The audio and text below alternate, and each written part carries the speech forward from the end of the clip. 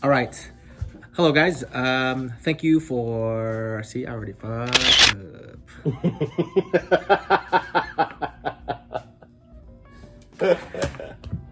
Thank you for tuning in to our online channel.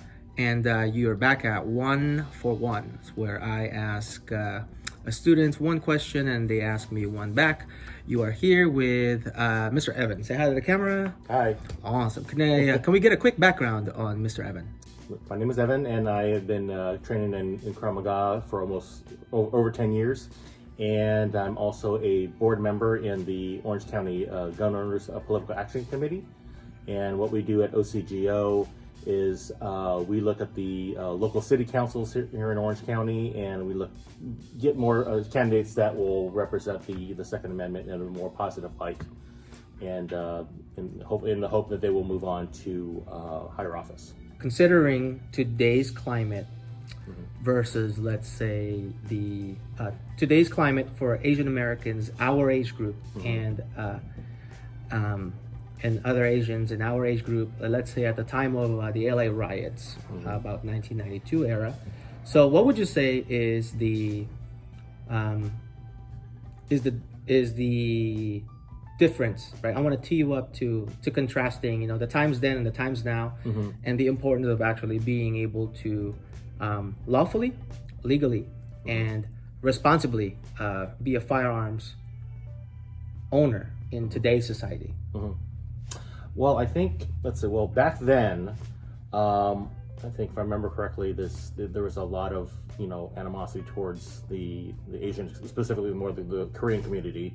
When the riots happened, it was more a protection of their stores and that sort of thing. So they, gathered what firearms they could, were on the rooftops, and, I remember seeing the footage of them, taking shots at people that would get too close to them. I think that was the situation then. Nowadays, I think it seems much more personalized. Okay. Because the attacks are much more singular rather than as a collective, isolated. Much more isolated. I remember my dad going to the gun store during that time to buy some ammunition for his revolver. Absolutely. And he went in there and he was telling me, it was shoulder to shoulder, just trying to get, people. It sounds really familiar. Yeah, it's people trying to, trying to buy guns, ammo, and that type of thing. So today, I think it's very similar. I don't think it's not just it's centered around one event. It's kind of it seems like more spread out, but the effects are still there. Unfortunately, it's kind of like the times right now that we're living in. It's the cards were dealt. Yeah. All right, your turn. Okay. Well, gosh, we've known each other for more than 10 years, and we're both students. And I was always curious when I heard you open up your own school. Okay. And it's here in La Habra, which is a few minutes from my house. I'm like, cool, but I always wondered why. Why? Yeah. Okay.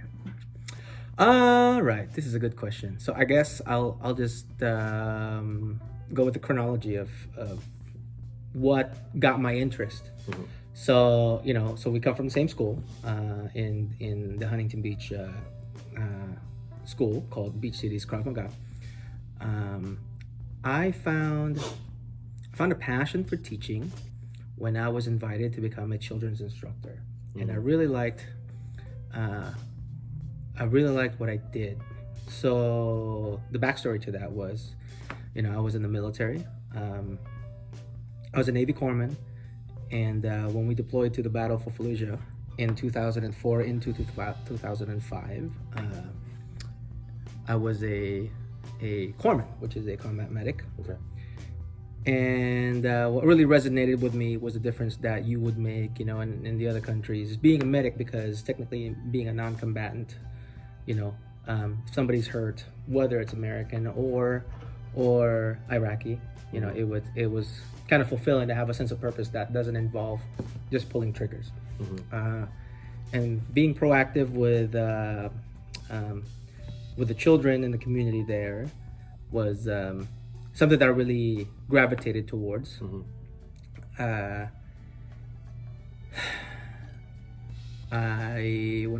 I came back, I was going through a separation between my son's mother and I was kind of looking for my next sense of purpose.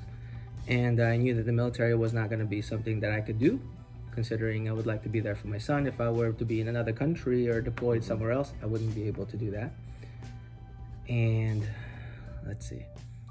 And having the chance to teach kids kind of gave me that sense of purpose. So I really appreciated that.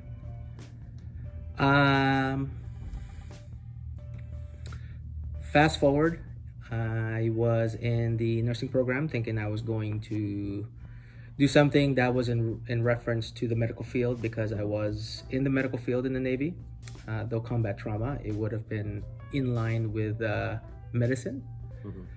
However, every time I hit a road bump on my academics or financial ability through the GI Bill, the mat kept calling me back. So I said, I'm just gonna jump 2 feet in and into my life's passion, which is actually training and teaching and finding the middle ground of both. And through an incredible stroke of luck, by running into the right kind of people and with the right help from some really good people in my life, here I am. Cool. Thank you, Mr. Evan. I would like for you to give you the floor, give you the opportunity to let everybody know, like, how can they find you? How can they find OCGO?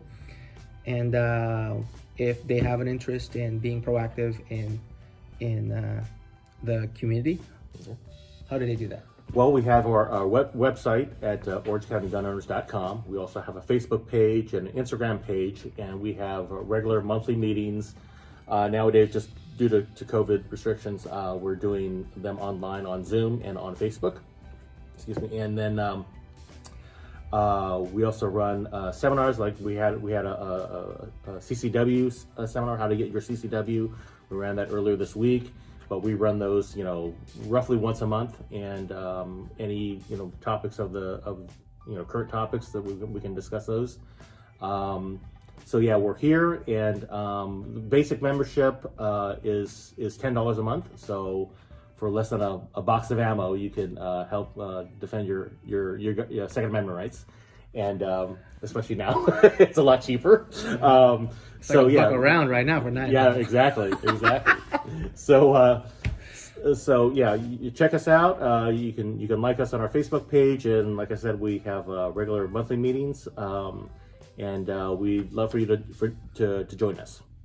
All right, good to go. Do what's hard today. Do the impossible tomorrow.